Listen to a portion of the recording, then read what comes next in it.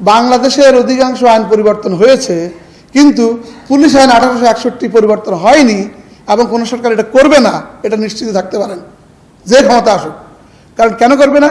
কারণ করলে পুলিশ আর লাঠিয়াল থাকবে না। আমি আশা করি যে আপনারা বললেন পুলিশের বিরুদ্ধে যা মন চায় তা বলেন, কোনো অসুবিধা নেই।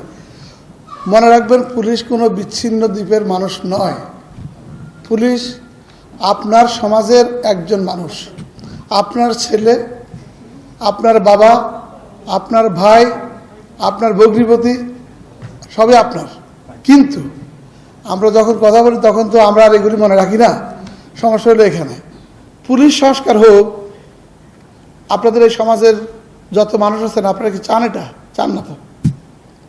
আজ পর্যন্ত না আমাদের জাতীয় পর্যায়ে, স্থানীয় পর্যায়ে পুলিশের সংস্কার বিষয়ক কোনো আলোচনা অনুষ্ঠান, পুলিশকে প্রচলিত আমলাতন্ত্রের বেড়াজাল থেকে মুক্ত করে একটা স্বাধীন সংস্থা হিসেবে প্রতিষ্ঠা করা আপনারা চেয়েছেন? চান নাই।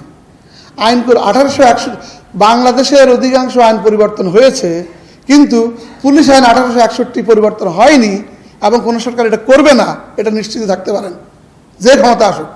কারণ কেন করবে না? কারণ করলে পুলিশ আর লাঠিয়াল থাকবে না। পুলিশ যদি লাঠিয়াল না থাকে তাহলে ওনাদের এই যে অবৈধ কাজ, এটা তোমরা করতে পারবেন না।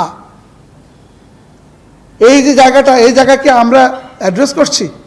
আপনি আমাকে ব্লেম করেন, কোনো অসুবিধা নেই, কিন্তু এই জায়গাটাতে আমাদের দাবি থাকতে পারে।